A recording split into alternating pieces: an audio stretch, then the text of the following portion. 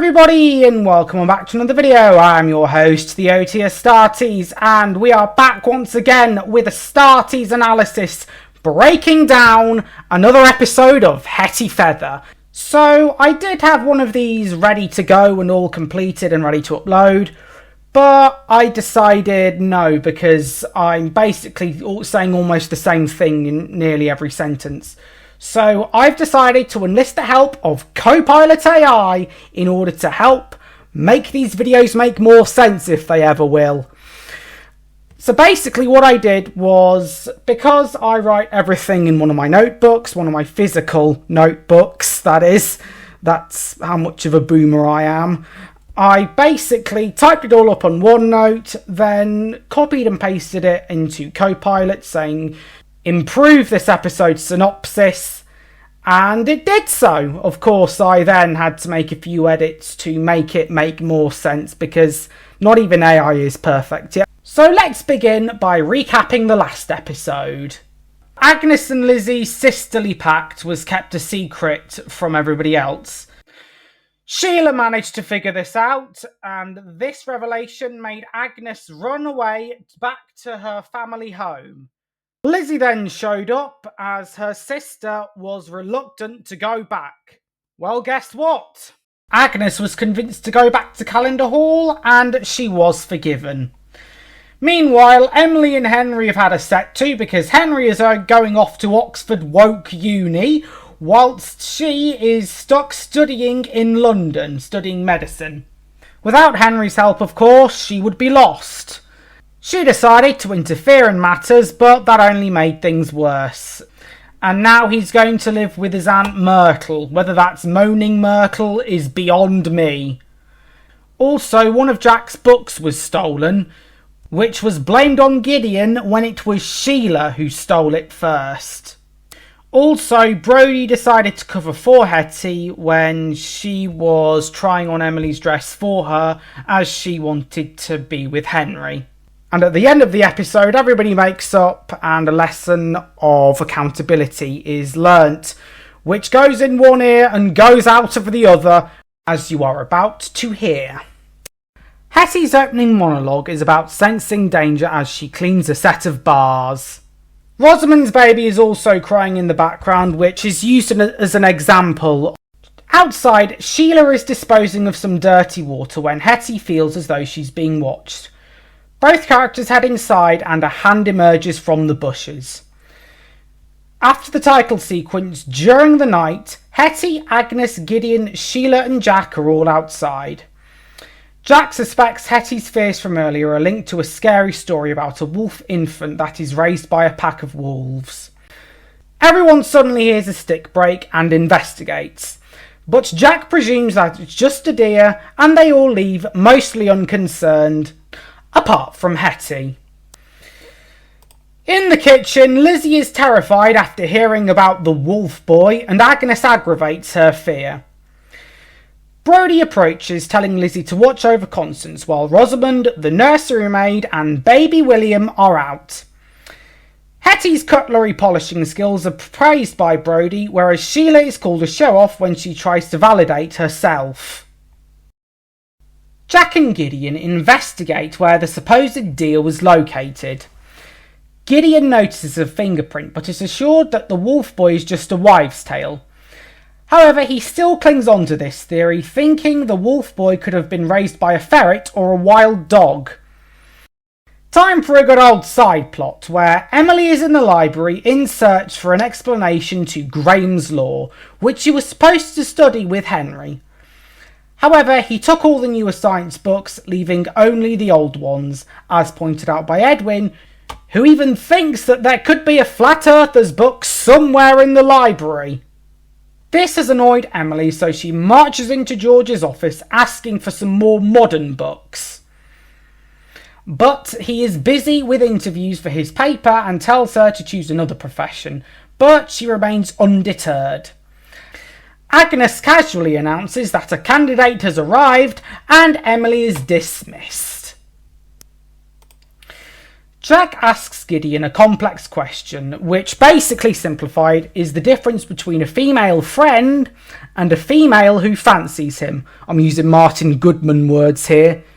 Gideon presumes that this is about Hetty and advises Jack to follow his gut. Just then they spot a masked man snoring, so Jack lobs a stone, waking him up and leading to a chase. Eventually the man trips, revealing himself to be Vince. "It's me, Austin!" Elsewhere as well, instead of getting her hair brushed, Constance wants to have a tea party. Also, horrible Grandma Grenford has arrived, criticising Rosamund as per usual, and then asks Brody for an update. No progress has been made yet, as it will take time to gain Hetty's trust. Brody is told to make Hetty feel more special. Then, Rosamund shows up to be introduced by a friend of Lady Grenford. Wait, wasn't she meant to be going out? Or was she just fed false information? Vince is taken somewhere to rest as he looks to be in a state. He claims that he is on leave, but is told to go by Jack as he is trespassing. Vince introduces himself to the groundskeeper, leading to a tense moment between the two. Gideon and Jack almost leave until Vince confesses that he has left the army and is on the run and will be arrested if he is caught. Jack takes Gideon away to inform Hetty. They do so using the Wolf Boy as code, and as she leaves, Sheila suggests to her that Brody may be giving her special treatment and senses that something is off. A young man named Samuel Buscombe arrives for an interview with Mr. Calender. He compliments the house and is taken to the library. Hetty sees Vince again and learns about his decision to leave the army, even though these words don't come directly from him. He believes that everything will go over, insisting that he has survived for weeks. So he is offered shelter until he's better, but Gideon points out that they could be arrested. His sister justifies her idea by saying that they are foundlings and that they must stick together like a pack of wolves. So she goes off to fetch a blanket, food and a bandage while Vince stays hidden. Jack is against this, as him and Gideon are behind on their outside jobs. Samuel meets Emily in the library. He is looking at a picture of the Calender family when she spots him and talks about how her father doesn't want her to be a doctor. He tells her to be grateful for her privilege and asks what her mother would think of her ambitions, revealing that her biological mother passed away years ago. He points out that all the books belong in a museum and recommends that she gets newer ones, making Emily leave again, very triggered. After this, he takes out a letter. This is the same letter that Matron Bottomley had written a few episodes ago, confirming that Samuel is just an alibi for Charles, the long-lost son of Rosamund Calender. Vince is telling a story, but then gets stomach cramps for some berries that he has consumed. So Jack goes to fetch some peppermint and ginger to help with the pain. Meanwhile, Lizzie and Constance are playing pretend tea party. They hear Vince groaning, which makes Lizzie paranoid, but Constance runs off to investigate and finds him. Both now believing that he is the Wolf Boy, Constance wants to keep him as a pet. We now have a new nickname for Charles. Fake News Charlie. Fake News Charlie gets all his source information from CNN and Refinery 29 and the Metro and the Guardian, who are as reliable as Comrade Kamala is trustworthy. Hashtag disgrace. Fake News Charlie is being interviewed now. He claims to be new to journalism but says that it has always been a passion of his, and gives the suspicious George some articles that he wrote, which will be read while he waits. Back outside, Gideon and Jack are wondering how Vince survived and question if he's actually telling the truth. They hear Constance's loud voice and rush over to see her, Vince and Lizzie having a tea party.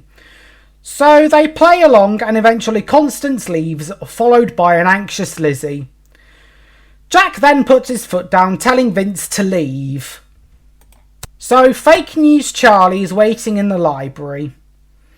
Emily is still in search of her book, so he offers to help, claiming that he was raised around science and coincidentally knows about Graham's Law, which he starts to discuss with her.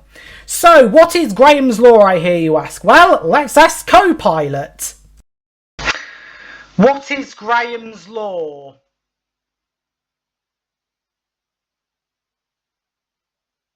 In my modern Solus impression...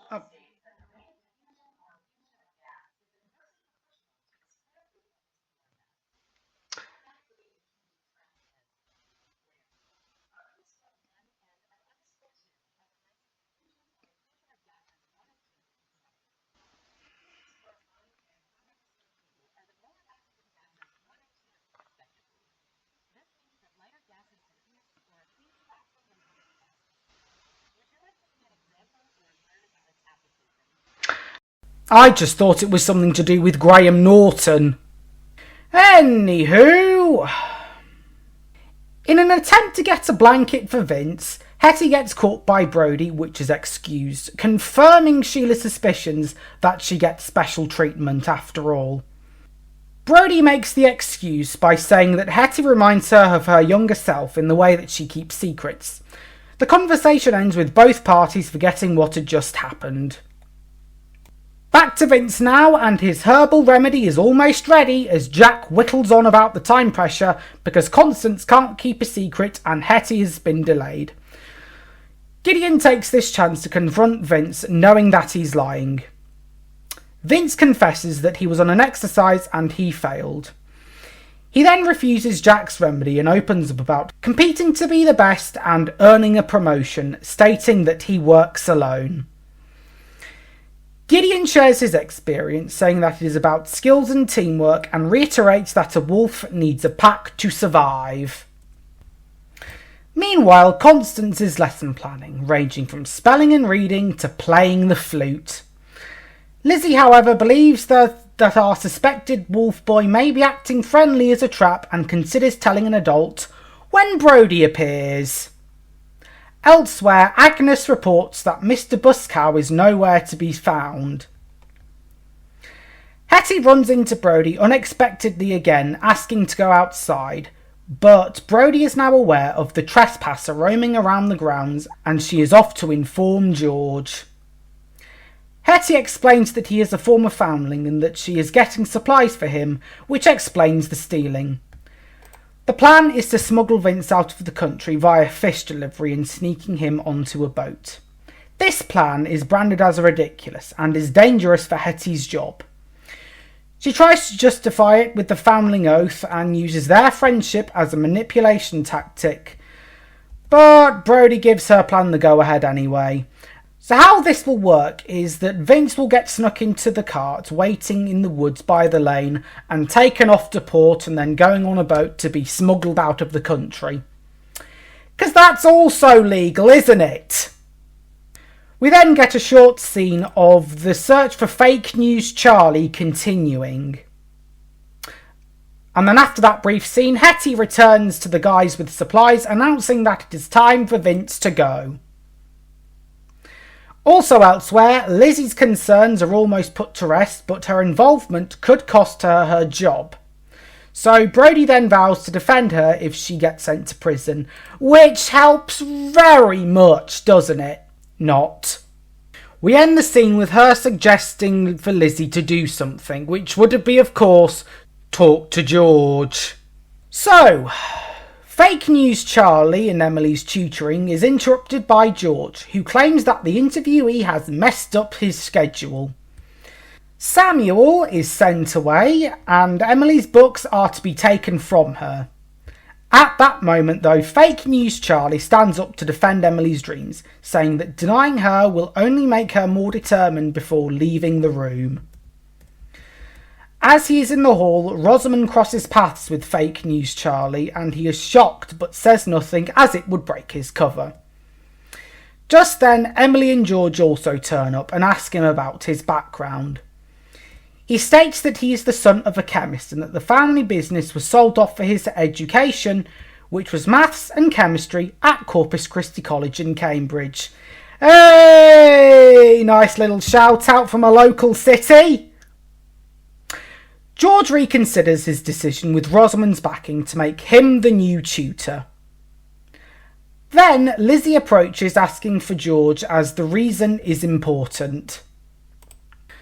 Back outside now, and Vince is ready to be smuggled out of the country. He seems to have learnt his lesson about teamwork despite having to make it alone. Just then, George and Lizzie show up to foil their plan, having contacted Vince's regiment commander, who is now en route. Hetty begs George to let this go and not send Vince to prison, but George says that he is jeopardising them, and it is Lizzie who saved the day by letting him know. Brody is also playing along, and then Gideon chimes in, saying that Vince has made a mistake and he realises it now.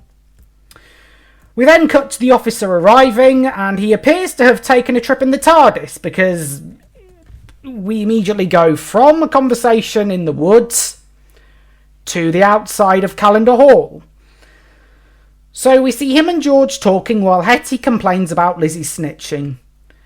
Brody claims that she overheard her conversation earlier, which is BS.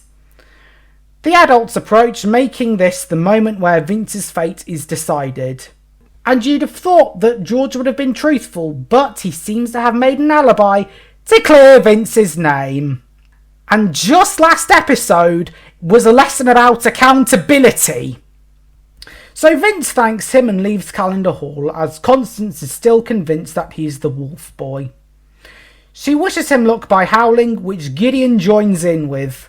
Honestly, what is this, wolf blood? I mean, I never bothered to watch Wolf Blood until the series when it was just Yana and the group at Newcastle. Afterwards, Hetty is in search for Lizzie, who is informing Brody that she carried out her orders and is told to keep it a secret, indicating that Brody cannot be trusted. So our closing monologue reveals that Sheila was right all along not to trust Brody. Hetty has now learnt her lesson, saying that we should listen to our instincts as we get a shot of fake news Charlie leaving Calendar Hall smirking. Now it's time for Method in the Making with Cook Jenkins. What in the name of the Great British Bake Off have they done to Vince? Making him some wolf boy and then some wolf fairy story? Oh, we had a story similar to that in the Foundling Hospital. Some lost foundling child. Oh, I didn't believe that for 1 second. Thought it was just a mad conspiracy theory. And then next up we got some scammer tutor who thinks he's from Corpus College whatever in Cambridge. Oh, they're a lot of snobs, they are. York University is much better. Actually, I'll tell you what. The real university is called the Mill. There you learn real hard work and you don't get to put on whatever student finance or whatever. I don't care, I never went to uni. I did real work rather than sit on my phone all the time looking at pronouns. Also, it looks like Sheila was right about that Brody lass. She sensed it through the ways of the Force and the power of many. And someone please tell Lizzie to stop being worried about some fairy story. In my day we had much scarier stories to be told. Poor old Jack just wanted to get his jobs done, and then what happens? They try and smuggle some foundling out to the country. Oh, I shan't be having any of that. This won't have happened under Thatcher's watch. But if she wants to smuggle him out of the country, 2-tier K must be in charge then, because he'll get off that easily. Anywho, I'm off to watch Bake Off now. So let's get to the verdict, shall we? So I liked that Vince came back. I think it's nice to see him return. But there were some aspects of it that I did like and some aspects that I didn't. I didn't like that he was now portrayed as a complete coward. That he claims that he works alone and he claims that he doesn't need friends when it seems as though Judd has been completely forgotten about. I mean, I know that Judd was in the year below Vince, but still, if he claims that he doesn't need friends, then doesn't that kind of contradict Judd's existence? But as the episode progresses, he appears to have finally learnt his lesson throughout his suffering. I also kind of think that making him the supposed wolf boy in Lizzie and Constance's point of view was a bit ridiculous. Whether this was a punishment for his past actions or not is beyond me. But he is still the same character that we knew in the Foundling Hospital.